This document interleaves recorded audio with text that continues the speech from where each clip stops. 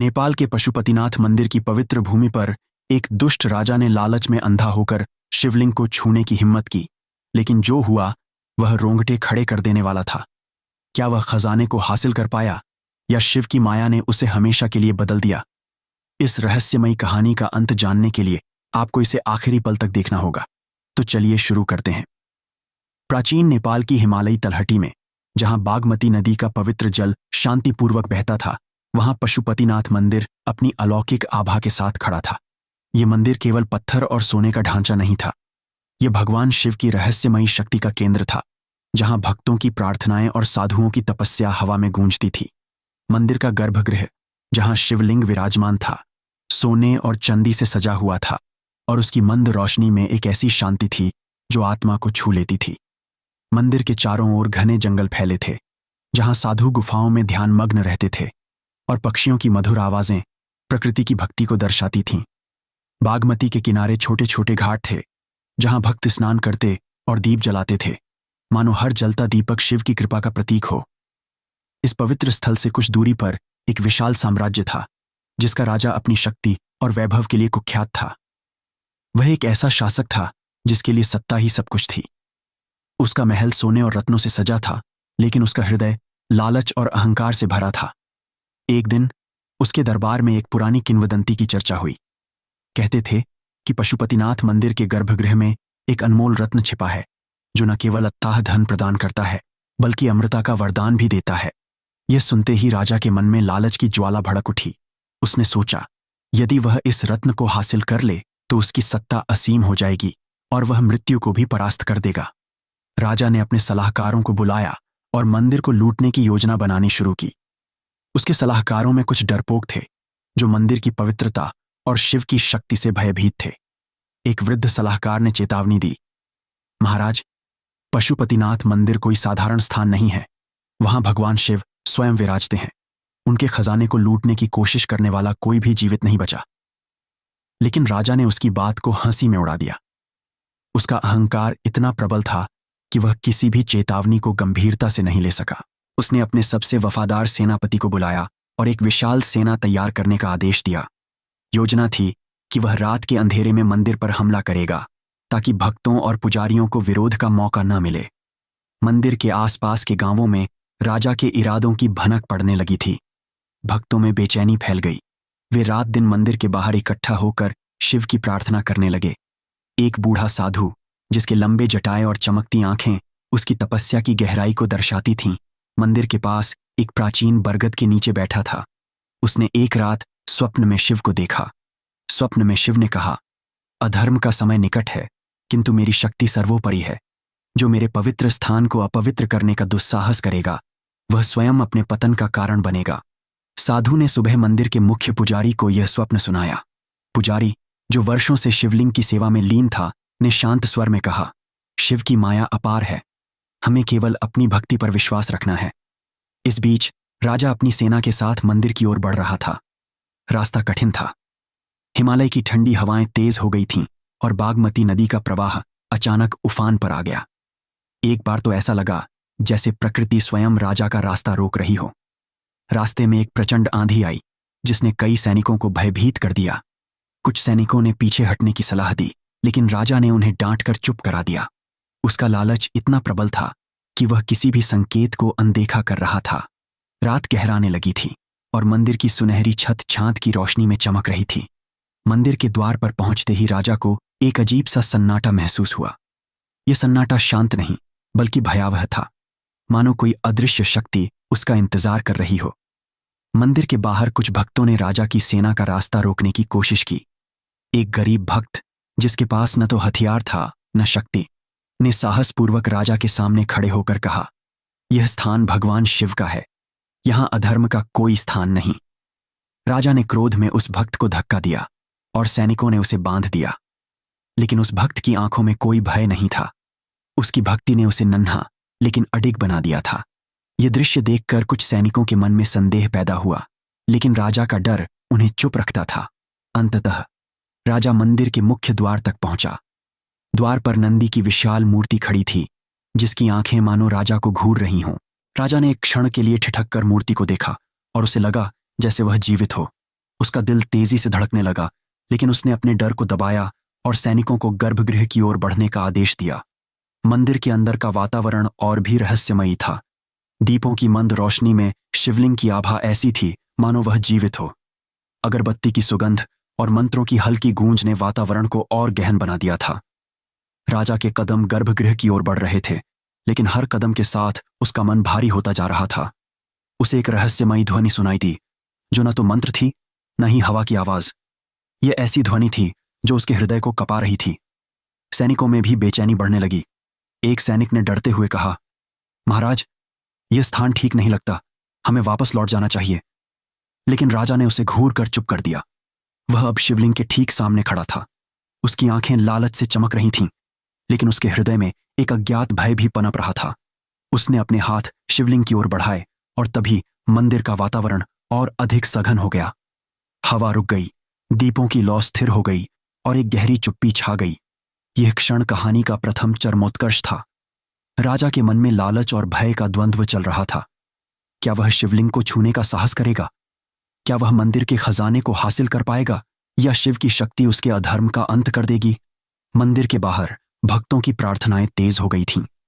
साधु की तपस्या से उत्पन्न ऊर्जा मंदिर के चारों ओर एक अदृश्य दीवार बनाती प्रतीत हो रही थी। गर्भगृह की मंद रोशनी में शिवलिंग की आभा और अधिक प्रखर हो उठी थी, मानो वह राजा के इरादों को भांप रहा हो। हवा में अगरबत्ती की सुगंध अब भारी लग रही थी और मंदिर के भीतर की चुप्पी इतनी गहरी थी कि राजा को अपने ही दिल की धड़कन सुनाई दे रही थी। उसके सैनिक, जो अब तक उसके आदेशों का पालन करते आए थे, असहजता से एक दूसरे की ओर देख रहे थे। कुछ सैनिकों के चेहरों पर भय साफ झलक रहा था, जैसे कि वे किसी अनहोनी की आशंका से ग्रस्त हों। गर्भगृह के बाहर मंदिर के प्रांगण में खड़े पुजारी और भक्त मंत्रोच्चार में लीन थे। उनकी आवाजें एक ऐसी शक्ति उत्पन्न कर रही थीं जो मंदिर की दीवारों से टकराकर गूंज रही थीं। बागमती नदी का प्रवाह अब शांत हो चुका था, लेकिन उसकी सतह पर चांद की किरणें ऐसी चमक रही थीं मानो वे भी शिव की साक्षी बन रही हों। राजा ने एक गहरी सांस ली और अपने मन को स्थिर करने की कोशिश की। उसका लालच अब भी उसे प्रेरित कर रहा था, लेकिन शिवलिंग के सामने खड़े होने का अनुभव उसे अंदर तक हिला रहा था। उसने अपने सैनिकों को आदेश दिया, खजाने की तलाश शुरू करो। इस मंदिर में कुछ भी छिपा हो, उसे ढूंढ निकालो। सैनिकों ने डरते डरते मंदिर के कोनों में तलाशी शुरू की।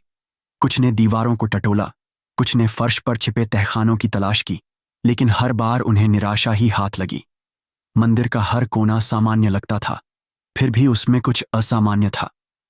एक सैनिक ने जब गर्भगृह की एक दीवार को हथौड़े से तोड़ने की कोशिश की, तो हथौड़ा अचानक उसके हाथ से छूटकर दूर जा गिरा, मानो कोई अदृश्य शक्ति ने उसे खींच लिया हो। सैनिक भयभीत होकर पीछे हट गया और उसके साथी भी सहम गए। राजा ने यह सब देखा, लेकिन उसका अहंकार अभी भी उसे हार मानने से रोक रहा था। वह स्वयं शिवलिंग के और करीब गया। उसकी आंखें उस रत्न की कल्पना में खोई थीं जो उसे अमरता और असीमित शक्ति दे सकता था। उसने अपने दाहिने हाथ को शिवलिंग की ओर बढ़ाया और जैसे ही उसका स्पर्श शिवलिंग से हुआ, एक तेजस्वी प्रकाश गर्भगृह में फैल गया। यह प्रकाश इतना प्रखर था कि राजा और उसके सैनिकों की आंखें चौंधिया गईं। राजा ने एक तेज दर्द महसूस किया और जब उसने अपने हाथ की ओर देखा तो वह स्तब्ध रह गया। उसका दाहिना हाथ, जो शिवलिंग को छू रहा था, धीरे धीरे पत्थर में बदल रहा था।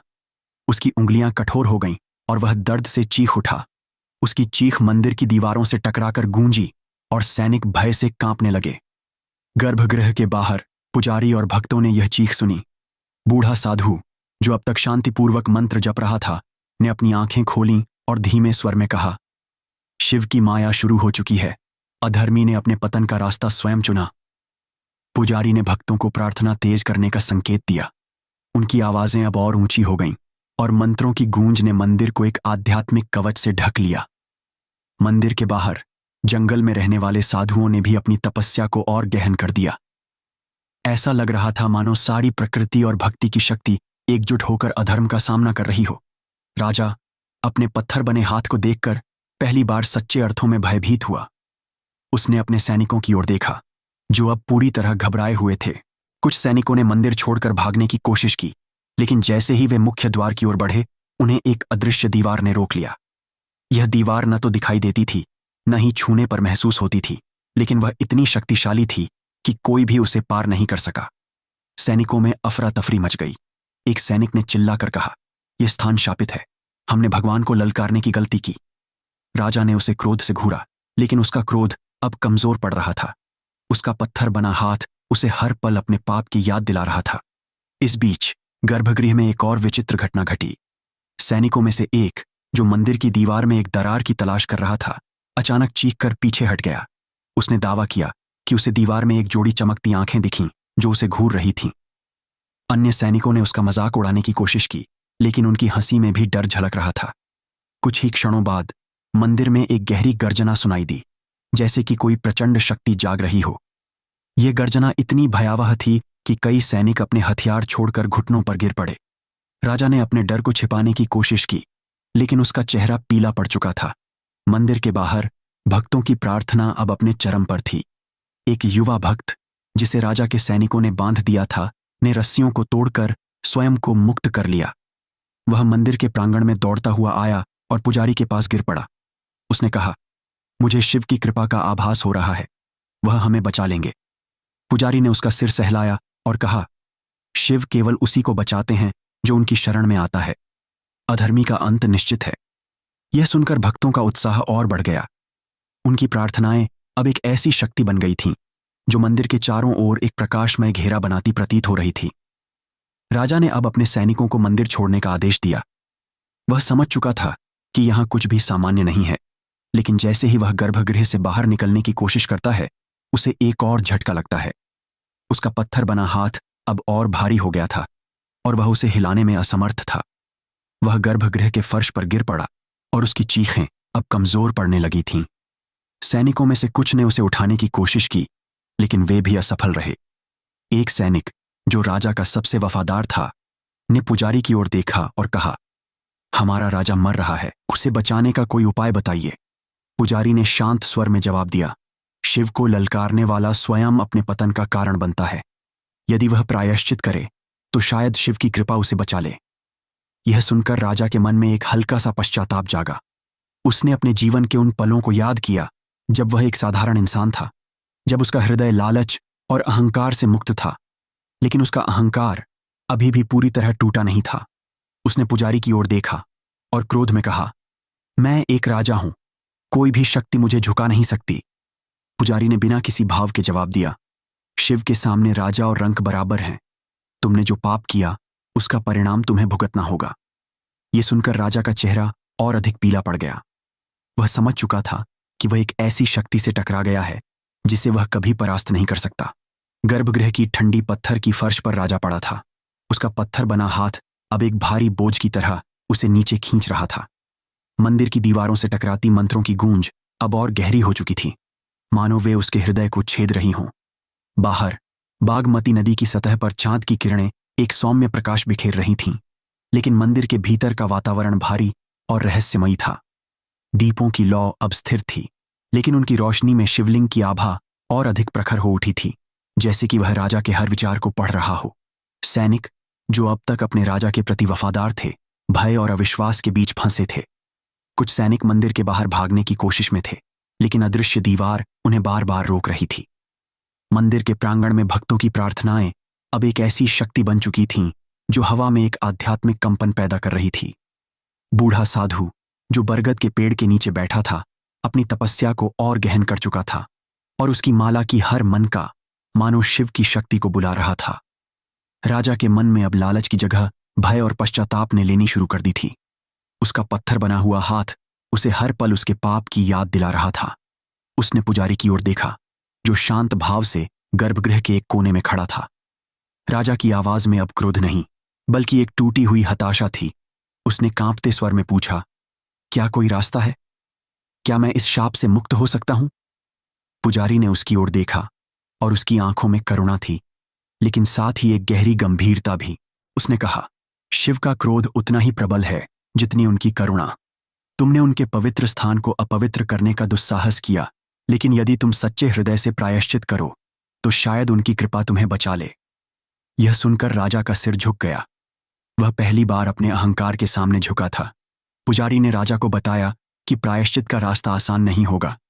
उसे अपने पापों को स्वीकार करना होगा, भक्तों और मंदिर की सेवा करनी होगी, और सबसे बढ़कर उसे अपने हृदय से लालच और अहंकार को निकालना होगा।